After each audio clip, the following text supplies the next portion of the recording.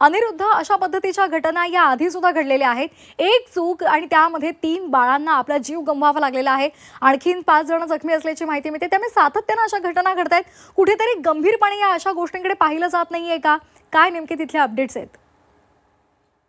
नक्कीच. आता जर पाहिलं तर अमरावतीच्या जिल्हा स्त्री सामान्य रुग्णालयामध्ये आग लागून होरपळून 3 बालकांचा जो आहे तो दुर्दैवी मृत्यू झालेला आहे आणि यामुळे सर्वत्र जी आहे ती हळहळ व्यक्त करण्यात येत आहे. अमरावतीच्या जिल्हा स्त्री सामान्य रुग्णालयामध्ये ज्या रुग्णालयात सध्या बालकांचा होरपळून मृत्यू झाला, या अतिदक्षता विभागाच्या वॉर्डमध्ये जे आहे ते सध्या मी आहे आणि आपण इथे पाहू शकतो मोठ्या प्रमाणात या ठिकाणी जो आहे तो स्फोट झाला होता आणि या स्फोटामुळे जो आहे तो मोठा हादरा या संपूर्ण रुग्णालयाला बसला आणि त्यामुळे या ठिकाणी जर पाहिलं तर या ठिकाणी संपूर्ण हा वॉर्ड जो आहे तो जळून खाक झालेला आहे. या संपूर्ण रुग्णालयामध्ये अतिदक्षता विभागाचे रुग्ण जे आहेत ते इथे जो आहे तो उपचार घेत असतात आणि त्यामुळे मोठ्या खबरदारी या संपूर्ण रुग्णालयामध्ये आणि या वॉर्डमध्ये घेण्यात येते. मात्र आपण जर इथे पाहिलं तर इथे ह्या अशा प्रकारचे जे आहेत ते व्हेंटिलेटर्स ठेवण्यात आले होते आणि हे व्हेंटिलेटर जे आहेत ते आता त्या व्हेंटिलेटर्सचा स्फोट झालेला आहे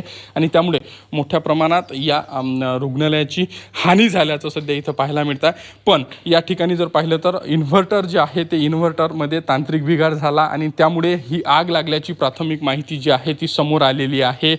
सध्या जर पाहिलं तर प्राथमिक माहिती समोर आल्यानंतर फायरची जी यंत्रणा होती ती सुद्धा कार्यान्वित नसल्याची एक माहिती जी आहे ती समोर आलेली आहे. आपण या ठिकाणी पाहू शकतो हा एसीचा ब्लोअर आहे आणि हा एसीचा ब्लोअर सुद्धा याचा मोठ्या प्रमाणात स्फोट झालेला आहे आणि हा मोठ्या प्रमाणात फुटल्याचं इथं पाहायला मिळत आहे आणि त्यामुळे या संपूर्ण रुग्णालयाच्या सुरक्षेवर जो आहे ते प्रश्नचिन्ह निर्माण होत आहे. सध्या जर पाहिलं तर सध्या या ठिकाणी जिल्हा शल्य चिकित्सक विनोद पवार यांनी या ठिकाणी जे आहे ते भेट दिलेली आहे. त्यानंतर जे पोलीस आयुक्त आहे राकेश ओला यांनी सुद्धा या ठिकाणी भेट दिलेली आहे. यशोमती ठाकूर काँग्रेस नेते आणि माजी महिला बालकल्याण मंत्री यांनी सुद्धा या ठिकाणी भेट दिलेली आहे आणि आता जे दोषी आहेत त्यांच्यावर कठोर कारवाई करण्याची मागणी जी आहे ती समोर येत आहे आणि त्यामुळे येत्या काळात या घटनेत काय नेमक्या घडामोडी आणि माहिती जे आहेत ते समोर येतात याकडे सध्या सर्वांचं लक्ष लागल्याचं पाहायला मिळतं आहे. निश्चित. त्यामुळे कारण काय आहे ती नेमकी समोर येतीलच, पण 3 बालकांचा जो मृत्यू झालेला आहे ती बालकं आता परत येणार नाहीत आणि त्यामुळे त्यांच्या माता, त्यांचे नातेवाईक आक्रोश करतायत आणि आता हा आक्रोश सरकारपर्यंत पोहोचणार का आणि त्या संदर्भात आता सरकार काही गंभीर पावलं उचलणार का, हेच पाहणं महत्त्वाचं आहे. धन्यवाद अनिरुद्ध दिलेल्या माहितीसाठी.